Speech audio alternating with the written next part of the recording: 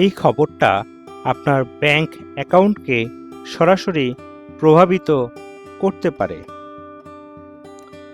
বাংলাদেশের নতুন বাজেট 2026-27 আসছে বড় একটি পরিবর্তন, যা সরাসরি সাধারণ মানুষের ব্যাংকিং ব্যবস্থাকে প্রভাবিত করতে পারে। এখন থেকে ব্যাংক অ্যাকাউন্ট খুলতে লাগতে পারে টিআইএন বা কর শনাক্তকরণ নাম্বার। নতুন প্রস্তাব অনুযায়ী যে কোনো ব্যক্তি ব্যাংক হিসাব খুলতে গেলে টিআইএন সনদ দেখাতে হতে পারে। এর মূল উদ্দেশ্য হল দেশের কর নেটওয়ার্ক আরও বিস্তৃত করা এবং আর্থিক লেনদেনে স্বচ্ছতা বৃদ্ধি করা। সরকার চায় ব্যাংকিং সিস্টেমে যারা যুক্ত হচ্ছেন তাদের আয় ও কর তথ্য আরও ভালোভাবে ট্র্যাক করা হোক। কারা ছাড় পাবেন? তবে কিছু বিশেষ ক্ষেত্রে এই নিয়ম শিথিল থাকবে।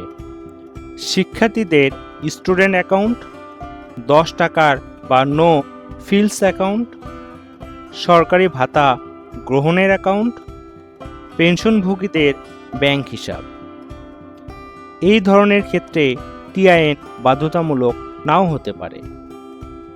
কেন এই সিদ্ধান্ত?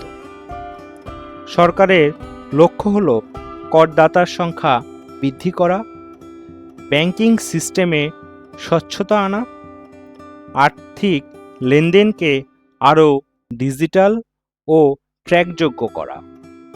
বর্তমানে দেশে 17 কোটিরও বেশি ব্যাংক অ্যাকাউন্ট রয়েছে, তাই এই সিদ্ধান্ত কার্যকর হলে এর প্রভাব হবে ব্যাপক। তবে এটি এখনও বাজেট প্রস্তাব পর্যায়ে রয়েছে। চূড়ান্ত আইন বা নীতিমালায় পরিবর্তন আসতে পারে। আপনি কি মনে করেন, ব্যাংক অ্যাকাউন্ট খুলতে টিআইএন বাধ্যতামূলক হওয়া উচিত? কমেন্টে আপনার মতামত জানান। ভিডিওটি ভালো লাগলে অবশ্যই লাইক, শেয়ার ও সাবস্ক্রাইব করতে ভুলবেন না। তো ধন্যবাদ সবাইকে। দেখা হচ্ছে নতুন কোনো ভিডিওতে। সে পর্যন্ত ভালো থাকবেন, সুস্থ থাকবেন।